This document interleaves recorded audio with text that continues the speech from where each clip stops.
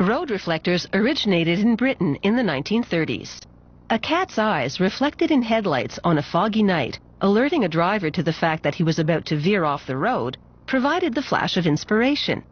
The driver went on to invent a mechanical version of the cat's eyes, reflective road studs. Today's reflective road studs are shining examples of innovation. These versions are computerized and solar-powered, so they're energy efficient and they'll function in a power blackout.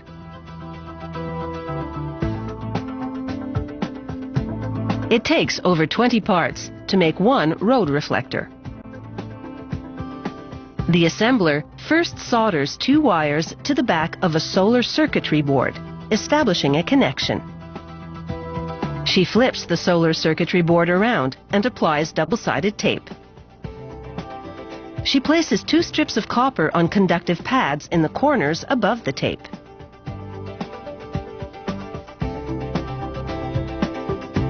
She removes the backing from the double-sided tape.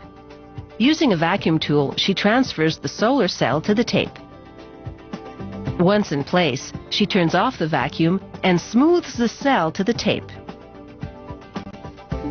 She solders the copper strips to the conductive pads, creating the circuitry. She connects the solar panel to the board with short little wires called jumpers. She slides rubber protectors onto the board.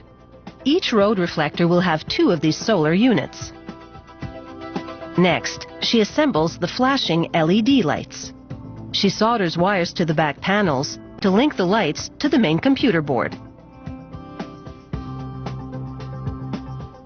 She then applies adhesive to the panel and presses the framework for the LED lens to it.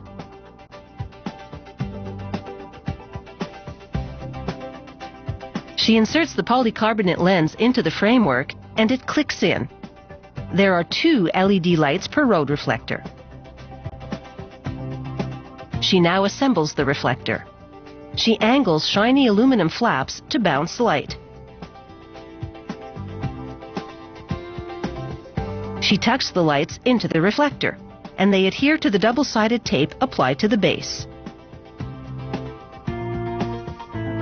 She powers up the flashing lights and checks the intensity and the effect of the reflective flaps.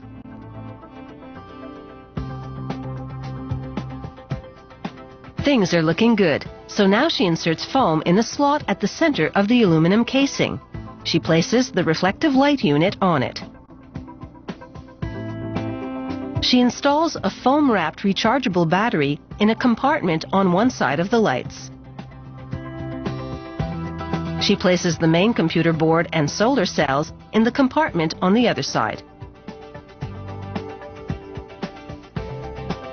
And then a computer technician programs the road reflector to interface with the control system on the street pole. The reflector is now ready to stop traffic or at least slow it down. A crew carves a slot in the road sized precisely for the reflector. To keep the pavement clean during installation, one of them tapes the perimeter of the hole.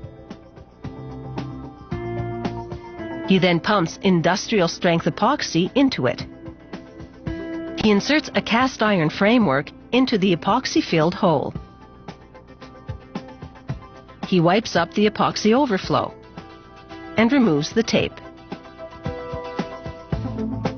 Entrenched in the pavement, this cast iron framework will encase the road reflector, allowing it to hold up to heavy traffic. He screws a protective crossbar over the lights and then secures the road reflector to the support structure.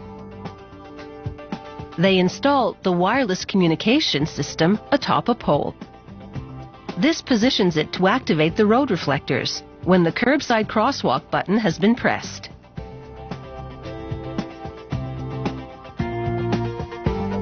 Modern communications technology has improved on this 1930s invention.